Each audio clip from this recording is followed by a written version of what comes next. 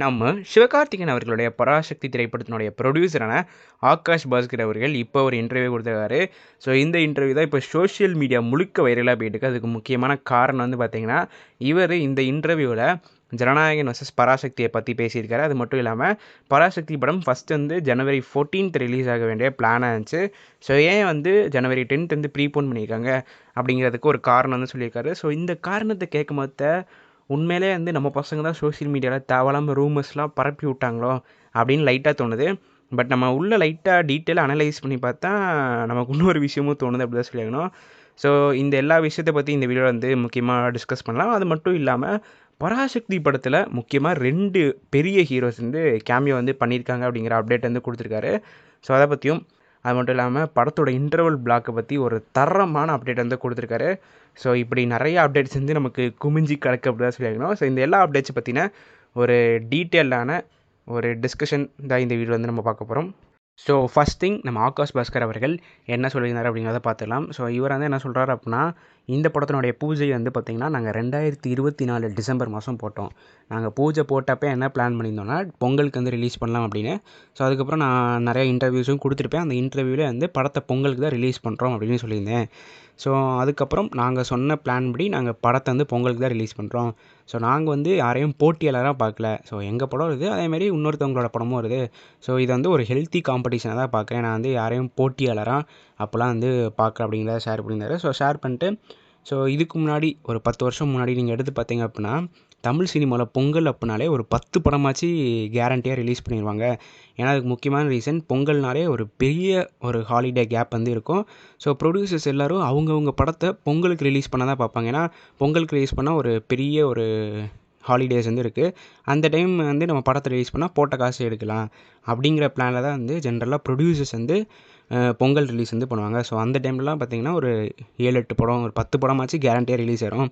அது வந்து பார்த்திங்கன்னா அப்படியே குறைஞ்சிட்டு 5 படம் 4 படம்னு ஆச்சு. ஸோ இப்போ வந்து 2 படமாக வந்திருக்கு. ஸோ எனக்கு வந்து இதில் வந்து எந்தவித அப்ஜெக்ஷன்ஸுமே இல்லை. இது வந்து ஒரு ஃபேரான ரிலீஸாக தான் எனக்கு தோணுது. வெறும் 2 படம் தான் ரிலீஸ் ஆகுது.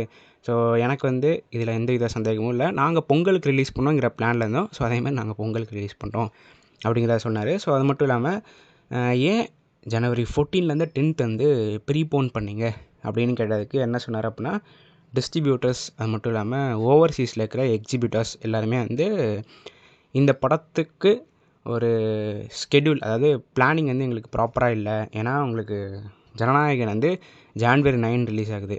ராஜசபா வந்து பார்த்திங்கன்னா அதுவும் ஜனவரி 9 தான் ரிலீஸ் ஆகுது. ஆனால் தமிழில் மட்டும் ஜனவரி 10 ரிலீஸ் ஆகுது. இது பத்தாதுன்னு சிரஞ்சீவியோட படமும் பொங்கலுக்கு வருது. அது ஐ திங்க் ஸோ ஜனவரி 14 வருதுன்னு நினைக்கிறேன். ஸோ அதனால் எங்களுக்கு ரிலீஸ்லேருந்து ஒரு சில அந்த ஸ்கெடியூல் வந்து மாறுது. ஏன்னா இத்தனை ஸ்க்ரீன் வந்து இந்த படத்துக்கு கொடுக்கணும் நாங்கள் வந்து பிளான் பண்ணியிருந்தோம். ஸோ இப்போ நீங்கள் வந்து திடீர்னு வந்து, ஏன்னா ரிலீஸ் டேட் அஃபீஷியலாக வந்து செப்டம்பர் தான் இவங்க அனௌன்ஸ் பண்ணாங்க. ஸோ நீங்கள் திடீர்னு வந்து ஜனவரி வரனால எங்களுக்கு வந்து அந்த ரிலீஸ் டேட் வந்து ப்ராப்பராக கொடுக்க முடியல. ஒன்று நீங்கள் ப்ரீபோன் பண்ணுங்கள், இல்லை போஸ்ட்போன் பண்ணுங்கள் சொன்னாங்க. ஸோ நாங்கள் வந்து படத்தை ப்ரீபோன் பண்ணிட்டோம். ஏன்னா போஸ்ட்போன் பண்ணாங்க அப்படின்னா பொங்கல் லீவ்லாம் தாண்டி போகிற மாதிரி இருக்கும். ஸோ இவங்க மெயினாக பொங்கலுக்கு ரிலீஸ் பண்ணுறது இது வந்து ஒரு நல்ல சோஷியல் மெசேஜ் படம். அது மட்டும் இல்லாமல் சிவகார்த்திகேயன் அவர்களுடைய ஒரு 25th ஃபிலிம். ஸோ அதனால் பொங்கலுக்கு வந்து ரிலீஸ் பண்ணோம். அது மட்டும் இல்லாமல் பொங்கலுக்கு ரிலீஸ் பண்ணால் ஒரு நல்ல பாக்ஸ் ஆஃபீஸ் கலெக்ஷனும் பார்க்கலாம் அப்படிங்கிறத மைண்ட் பண்ணி தான் பொங்கலுக்கு நாங்கள் ரிலீஸ் பண்ணியிருக்கோம். இந்த காரணத்தினால தான் நாங்கள் படத்தை ப்ரீபோன் பண்ணியிருக்கோம் அப்படிங்கிறத வந்து சொன்னார். ஸோ அதேமாதிரி நம்ம திருப்பூர் சுப்பிரமணியன், ஸோ இவரும் வந்து பார்த்திங்கன்னா one of the famous distributor in Tamil Nadu. So இவரும் இந்த விஷயத்தை அட்ரஸ் பண்ணியிருந்தாங்க. எந்த பொலிட்டிக்கல் மூவ்க்காண்டியும் இவங்க வந்து ப்ரீபோன் வந்து படத்தை பண்ணல. நாங்கள் டிஸ்ட்ரிபியூட்டர்ஸ் வந்து ஒரு ரெக்வஸ்ட் ஆச்சோம். ஸோ அதனால தான் படத்தை ப்ரீபோன் பண்ணிக்காங்க. ஆக்சுவலி நாங்கள் போஸ்ட்போன் பண்ணவும் ஆப்ஷன் கொடுத்தோம். பட் ப்ரொடக்ஷன் டீம் வந்து அதை ப்ரீபோன் பண்ணுறதுக்கான பிளானில் வந்து இருந்தாங்க அப்படின்னு இவரும் சொல்லியிருந்தார். ஸோ அதேமாதிரி சுதா கோங்கர் மேமும் இப்போ ஒரு இன்டர்வியூ கொடுத்துருந்தாங்க. அவங்க வந்து என்ன சொல்லியிருந்தாங்க அப்படின்னா, நாங்கள் வந்து எந்த எலெக்ஷன் டேட்டையும் ஒட்டி இந்த படத்தை வந்து ஷூட்டிங் பண்ணல. நான் ஆல்ரெடி சூர்யாட்ட இந்த கதையை வந்து கோவிட் டைமில் அவர்கிட்ட வந்து சொன்னேன். ஸோ அந்த டைம் வந்து அவர் வந்து கங்குவா டைமில் ரொம்ப பிஸியாக இருந்தனால இந்த படத்துக்கு டேட்ஸ் கொடுக்க முடியல. அது அப்படியே இந்த படம் வந்து டிலே ஆகிட்டே போச்சு. ஸோ அதனால் அந்த டைம் வந்து என்னால் இந்த படத்தை வந்து ஷூட் பண்ண முடியல. அதேமாதிரி இந்த கதை அப்படிங்கிற, அதாவது பராசக்தி இந்த கதையை வந்து நாங்கள் எலெக்ஷன் டைம் ஒட்டி தான் ரிலீஸ் பண்ணோங்கிற பிளான்லே இல்லை. கோவிட்ல ரிலீஸ் பண்ணலாங்கிற பிளானில் இருந்தோம். பட் சூர்யாக்கு டேட்ஸ் கிடைக்கல, அதனால் டிலே ஆகிட்டே போச்சு. அதுக்கப்புறம் சிவகார்த்திகேயன் அவர்கள் ஓகே சொன்னார். ஸோ அதனால் நாங்கள் வந்து இப்போ படத்தை வந்து எடுத்துட்டோம். ஸோ இதில் எந்தவித அரசியலையும் நான் பார்க்கல பட் இந்த படம் என்ன தான் அரசியல் பேசினாலும் கூட நாங்கள் எந்தவித அரசியல் மோட்டிவில் இந்த படத்தை ரிலீஸ் பண்ணல அப்படின்னு சுதா கோங்கர் மேமும் வந்து சொல்கிறாங்க. ஸோ இதெல்லாம் பார்க்கும்போது எனக்கு வந்து ஒரு சைடு வந்து சரி ஓகேப்பா இவங்க அப்போ பொங்கலுக்கு ரிலீஸ் பண்ணுறது கரெக்டாக தோணாலும், இன்னொரு சைடு வந்து படத்தை ப்ரீபோன் பண்ணதுக்கு பதிலாக போஸ்ட்போன் பண்ணியிருக்கலாமே அப்படிங்கிற தாட்ஸ் வந்து வருது. ஏன் சொல்கிறேன் அப்படின்னா, இப்போ சிம்பிளாக சொல்கிறேங்க, ஒரு ப்ரெடிக்ஷன் மாதிரி கூட சொல்கிறேன்னு வச்சுக்கோங்களேன். ஜனநாயகன் படம் ஃபஸ்ட்டு 3 டேஸ் என்ன கலெக்ட் பண்ணுதோ அதுதான் பராசக்தி வந்து ஓவரால் கலெக்ட் பண்ண போகுது. எனக்கு தெரிஞ்சு ஜனநாயகன் வந்து ஒரு ஃபஸ்ட்டு 3 டேஸில் 250 300 crores வந்து கலெக்ட் பண்ணிடும். பராசக்தி அதை ஓவரால் வந்து பண்ண போகுது. அதுக்கு ஒரு மேஜரான ரீசன் வந்து பார்த்திங்கன்னா, தமிழ்நாட்டில் ஆஃப்கோர்ஸ் ஜனநாயகன் தான் டாப் கலெக்ஷனாக இருக்க போகுது நெக்ஸ்ட் இயர். ஸோ நீங்கள் ரெஸ்ட் ஆஃப் தி இந்தியா பார்த்திங்கன்னா, அதாவது தமிழ்நாடு தவிர மித்த ஸ்டேட்ஸ்லேருந்து எந்த படம் வந்து வின் பண்ணோன்னா அது வந்து ஆப்வியஸ்லி ஜனநாயகன் தான். ஜனநாயகன் இல்லைனா ராஜசபா. பராசக்தி ஏன் வின் பண்ணாது அப்படின்னா, இந்த படம் ஹிந்தி திணிப்பு அகைன்ஸ்ட் எடுத்திருக்காங்க. என்னதான் அது ஃபேக்ட்டு வரலாறாக இருந்தாலும் கூட, நீ எப்படி என் மொழியை வந்து தப்பாக பேசல அப்படி சொல்லி நார்த் இந்தியாவில் இந்த படத்தை வந்து ப்ரமோட் பண்ண மாட்டாங்க, யாரும் பார்க்கவும் மாட்டாங்க. பட் இதுதான் ஃபேக்ட்டு, நம்மளால் எதுவும் செய்ய முடியாது. என்ன ஹிஸ்ட்ரி இருக்கோ அதை தான் வந்து இவங்க எடுத்திருக்காங்க. ஸோ அதனால் நார்த் இந்தியாவில் இந்த படம் வந்து அந்தளவு வந்து ஒரு நல்ல வரவேற்பை பெறப்போகிறதே இல்லை. அதேமாதிரி எஸ்கே வந்து ஒரு க்ரோயிங் ஆக்டர்னால ஓவர்சீஸில் அவருக்கு மார்க்கெட் வந்து கிடையாது அந்தளவு. உங்களுக்கு விஜய் இருக்கார், பிரபாஸ் இருக்கார் போட்டிக்கு, சிரஞ்சீவியும் இருக்கார். ஸோ அதனால் ஓவர்சீஸில் அந்தளவு ஒரு பெரிய கலெக்ஷன் வந்து எடுக்காது. ஸோ மோஸ்ட்லி பராசக்தி வந்து ஒரு 250 300 crores தான் கலெக்ட் பண்ண போகுது. ஓகேவா? ஸோ ஜனநாயகன் வந்து ஃபஸ்ட்டு 3 டேஸில் பண்ண போகிறத நீங்கள் வந்து, அதாவது ஃபஸ்ட் 3 டேஸ் என்ன கலெக்ஷன் பண்ணுறாங்களோ அதுதான் உங்களுக்கு ஓவரால் கலெக்ஷனாக வரப்போகுது. ஸோ இப்போ நான் வந்து என்ன கேட்குறேன்னா, எதுக்கு தேவையில்லாமல் நீங்கள் கிளாஸுக்கு வரீங்கன்னு கேட்குறேன். கரெக்ட் தான், எந்த ஹீரோனாலும் எந்த ஹீரோட படத்துக்கு கிளாஸ் வந்து விடலாம். எனக்கு அதில் வந்து எந்த வித அப்ஜெக்ஷன்ஸுமே இல்லை. பட் நீங்கள் சோலோ ரிலீஸ் பண்ணிங்க அப்படின்னா உங்களுக்கு பாக்ஸ் ஆஃபீஸ் ரீதியாகவும் ஒரு நல்ல ஒரு வசூல் கிடைக்கும். அதேமாரி மக்கள் மத்தியில் ஒரு நல்ல எதிர்பார்ப்பு வந்து கிடைக்கும். ஏன்னா அமரனுக்குலாம் பார்த்திங்கன்னா சூப்பராக படத்தை ப்ரமோட் பண்ணாங்க. அந்த ப்ரமோஷன் எல்லாமே ஆடியன்ஸ் மத்தியில் கரெக்டாக போய் செஞ்சுச்சு. அதுக்கு முக்கியமான காரணம் வந்து பார்த்திங்கன்னா, இவங்க எந்த கிளாஸும் வரல, சின்ன படத்தோட தான் கிளாஸ் வந்து விட்டாங்க தீபாவளி டைமில். ஸோ இப்போ பராசக்திக்கும் பார்த்திங்கன்னா பயங்கரமாக ப்ரமோஷன் பண்ணுறாங்க, இந்த வேர்ல்ட் ஆஃப் பராசக்தி அப்படி இப்படின்னு சொல்லி.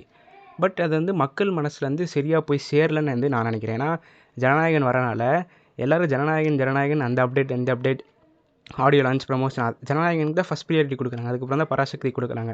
ஸோ எனக்கு வந்து என்னென்னா, இந்தமாரி ஒரு நல்ல கதையை வச்சுருக்கீங்க, நல்லா ப்ரமோஷன் பண்ணுறீங்க, இந்த படத்தை வந்து ஒரு தமிழ் நியூ இயருக்கு ரிலீஸ் பண்ணால் எப்படி? April 14 படத்தை ரிலீஸ் பண்ணால் கரெக்டாக இருக்குமா இருக்காதா? ஆடியன்ஸ் ஆகி உங்களுடைய கருத்துக்களை நீங்கள் வந்து சொல்லுங்கள். பிகாஸ் உங்களுக்கு ஏப்ரல் ஃபஸ்ட்டு வீக் வந்து பார்த்திங்கன்னா உங்களுக்கு 10 days லாங் லீவ் கிடைக்குது. எப்படி இங்கே பொங்கலுக்கு ஒரு 10 நாள் லீவோ அதேமாதிரி ஏப்ரலில் ஒரு 10 நாள் லீவ் வந்து லீவ் கிடைக்க போகுது.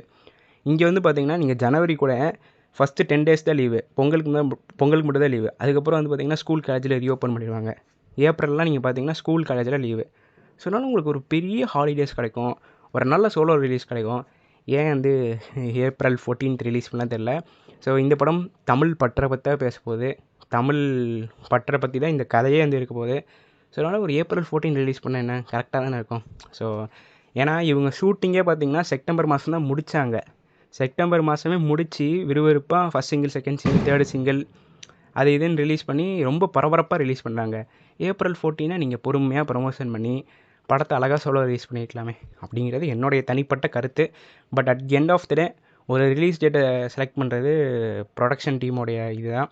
ஸோ எனக்கு பர்சனலி இந்த ஜனநாயகன் ஆடியோ லான்ச்லாம் முடிஞ்ச பிறகு விஜய் சார் வந்து ரிட்டையர் ஆகிட்டார், is a retired actor. So அதனால் எதுக்கு தேவையில்லாத இந்த ஃபேன் வாஷ் அப்படின்னு தோணுது. ஸோ நீங்கள் வந்து ஜனநாயகனே பாருங்கள், பராசக்தியே பாருங்கள், உங்களுக்கு எந்த படம் பிடிச்சிருக்கோ அந்த படம் பிடிச்சிருக்குன்னு சொல்லிட்டு விட்டுருங்க. ஸோ அவ்வளோதான் என்னால் வந்து சொல்ல முடியும். ஸோ ஏன்னா கடைசி விஜய் சாரோட படம், இந்த படத்துக்கு போய் நான் போட்டி போட்டு எதுக்கு? ஸோ ஃபேன்ஸ் ரீதியாக நீங்கள் எந்த ஃபைட்டும் போட வேண்டாம். ஜனநாயகனும் பாருங்கள், பராசக்தியும் பாருங்கள். ப்ரொடக்ஷன் டீம் தான் ரிலீஸ் டேட் வந்து செலக்ட் பண்ணுவாங்க. தேவையில்லாமல் எஸ்கே அவர்கள் மாதிரியோ ஒரு ஹேட் பரப்பாங்க அப்படிங்கிறது என்னுடைய தனிப்பட்ட ஒரு கருத்து.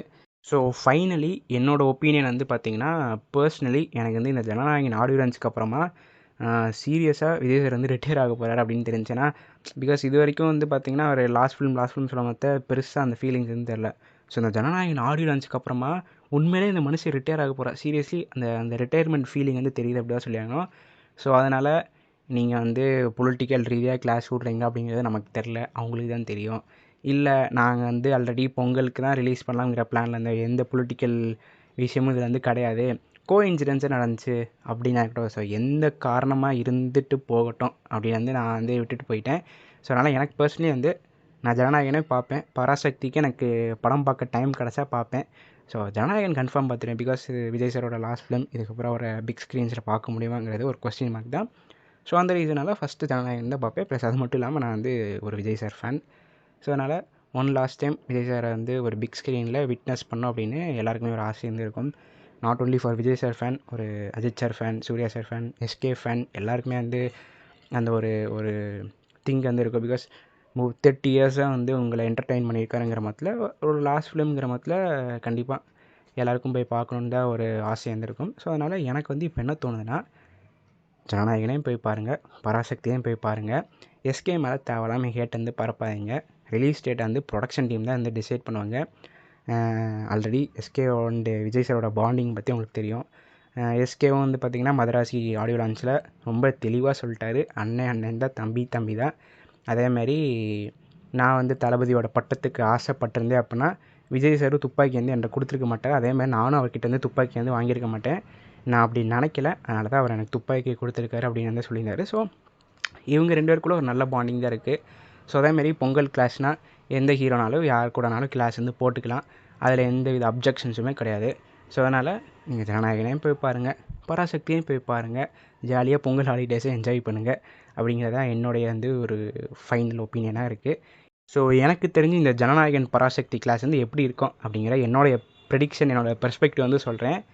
ஸோ ரஜினி சாரும் விஜய் சார் அவங்க 2 பேர் படத்தை ஒரு வாட்டி கிளாஸ் வந்து விட்டுருப்பாங்க. ஸோ ரஜினி சார் வந்து சந்திரமுகியை கிளாஸ் வந்து விட்டுருப்பாரு.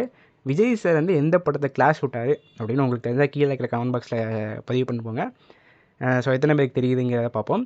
ஸோ விஜய் சார் அந்த டைம் ரிலீஸ் பண்ண அந்த படமே ஒரு சூப்பரான படம் தான். ரஜினி சாரோட சந்திரமுகி ஒரு மிகப்பெரிய பிளாக் பஸ்டர் படம் தான் சொல்லியாகணும். அந்த டைம் ரஜினி சார் வந்து ஒரு டாப் ஸ்டார். இப்போயே ரஜினி சார் டாப் ஸ்டார் தான். ஸோ அந்த டைம் விஜய் வந்து பார்த்திங்கன்னா ஒரு growing actor. So Vijay release பண்ண அந்த படமே பார்த்திங்கன்னா ஒரு நல்ல படம் தான். அதேமாதிரி ரஜினி சார் ரிலீஸ் பண்ண அந்த படமே ஒரு சூப்பர் படம் தான். எல்லாருக்கும் தெரிஞ்ச விஷயம் தான் சந்திரமுகி எவ்வளோ சூப்பராக ஒரு ஃபன் என்டர்டெய்னிங் மாஸ் எலிவேஷன் படமாக இருக்குங்கிறது நம்ம எல்லாருக்கும் தெரிஞ்ச விஷயம் தான். ஸோ அந்த மாதிரி ஒரு நல்ல ஒரு ஒரு நல்ல கமர்ஷியல் மசாலா கொண்ட படம் வந்து சந்திரமுகி. அது கூட விஜய் சார் வந்து ஒரு படத்தை வந்து ரிலீஸ் பண்ணாங்க. மக்கள் வந்து அந்த படத்தை மறந்து எல்லோரும் சந்திரமுகி தான் அந்த டைம் வந்து பார்த்தாங்க. எனக்கு தெரிஞ்சு அதேமாரி தான் இந்த வாட்டியும் நடக்க போகுது. ஜனநாயகன் வர்சஸ் பராசக்தி கிளாஸ் இருக்கும் நான் வந்து ப்ரெடிக்ட் பண்ணுறேன். உங்களுடைய ஒப்பீனியன் வந்து என்ன இந்த ஜனநாயகன் பராசக்தி கிளாஸ் பற்றினா உங்களுடைய தாட்ஸ் என்ன அப்படிங்கிறத மறக்காமல் கீழே இருக்கிற கமெண்ட் பாக்ஸில் பதிவு பண்ணுவாங்க. So let's come back into the topic. Akash Bhaskar அவர்கள் இன்னொரு விஷயங்கள் வந்து என்ன ஷேர் பண்ணியிருந்தார் அப்படின்னா, ஒரு 2 பெரிய ஹீரோ வந்து மித்த இண்டஸ்ட்ரியிலேருந்து இந்த படத்தில் கேமியோ பண்ணியிருக்காங்க சொல்லியிருந்தார். ஸோ வேறு எதுவுமே சொல்லலை. எனக்கு தெரிஞ்சு வந்து நானி அவர்கள் கேமியோ பண்ணுறதுக்கான சான்ஸ் இருக்குதுன்னு நான் நினைக்கிறேன். பிகாஸ் நானிக்கும் எஸ்கேக்கு ஒரு நல்ல ரிலேஷன்ஷிப் வந்து இருக்குது. ஸோ அவங்களே வந்து ஆல்ரெடி சொல்லியிருக்காங்க 2 பேரும் சேர்ந்து ஒரு படம் பண்ணோங்கிறது ஆசை ஒன்று. ஸோ எனக்கு தெரிஞ்சு நானி அண்ட் வேறு எந்த ஹீரோ கேமியோ பண்ணுவாங்கிற ஐடியா வந்து எனக்கு இல்லை. ஸோ உங்களுடைய கருத்துக்கள் வந்து என்ன? ஸோ யார் வந்து இந்த படத்தில் கேமியோ பண்ணுறதுக்கான சான்ஸ் இருக்குன்னு. ஸோ ஆல்ரெடி ப்ரொடியூசர் வந்து சொல்லிட்டாரு, ஸோ ஒரு 2 பிக் ஹீரோ வந்து கேமியோ பண்ண போகிறாங்க அப்படின்னு. ஸோ பார்ப்போம், படம் ரிலீஸ் ஆனே தெரியும். அதே மாதிரி பராசக்தி படத்தோட இன்டர்வல் பிளாக் வந்து பாஷா படத்தோட இன்டர்வல் பிளாக் மாதிரியே இருக்கோ சொல்லியிருந்தார். ஸோ பயங்கரமாக ஹைப் ஏற்றி விட்டுட்டுருக்காங்க சொல்லியாகணும். பட் பார்ப்போம் எப்படி இருக்குன்னு. ஏன்னா ஜனநாயகனோட கிளாஸ் வரனால யாருமே பராசக்தியை கண்டுக்கிட கூட மாட்டிக்கிறாங்க. பட் இது வந்து ஒரு நல்ல ஒரு படமாக இருக்க போகுது அப்படிங்கிறது இந்த இன்டர்வியூஸ், ப்ரமோஷன், இந்த வேர்ல்ட் ஆஃப் பராசக்தி இதெல்லாம் பார்த்தாலே தெரியுது. ஸோ எனக்கு தெரிஞ்சு எப்படி இருக்கோன்னா, ஆல்ரெடி எஸ்கே வந்து வேர்ல்ட் ஆஃப் பராசக்தி ஈவெண்ட்டில் ஸ்பீச் வந்து கொடுத்துருப்பாரு. அவர் வந்து ஒரு இன்ஜினியரிங் ஸ்டூடெண்ட்டாக நடிக்க போகிறாரு அப்படின்னு. எனக்கு தெரிஞ்சு ஃபஸ்ட் ஹாஃப் வந்து இன்ஜினியரிங் ஸ்டூடெண்ட்டாக இருப்பார். பாஷா மாரி நடுவில் ஒரு இன்டர்வல் பிளாக்கை கொடுத்துட்டு அதுக்கப்புறம் அவருடைய காலேஜ் டேஸில் எந்த மாதிரி சம்பவம் பண்ணார், தமிழ் பற்ற சொல்லி தமிழுக்காண்டி எப்படி போராடினார், ஹிந்தி திணிப்பை பற்றி எப்படி பேசினார். ஸோ அதை பற்றி செகண்ட் ஹாஃபில் இருக்கும் நான் வந்து நினைக்கிறேன், என்னுடைய ஒரு ப்ரெடிக்ஷன். பட் பாஷா மாதிரி இன்டர்வல் பிளாக் இருக்கும் அப்படின்னு வந்து நம்ம ஆகாஷ் பாஸ்கர் அவர்கள் வந்து சொல்லியிருக்காரு. ஸோ இதை பற்றினா உங்களுடைய கருத்துக்கள் என்ன அப்படிங்கிறத மறக்காமல் கீழே கமெண்ட் பாக்ஸில் பதிவு பண்ணுவாங்க. இந்த வீடியோவில் தான் இந்த வீடியோ நான் இதோட முடிச்சுக்கிறேன். அடுத்த வீடியோவில் சந்திக்கும் வரை நான் உங்கள் NK. நன்றி, வணக்கம்.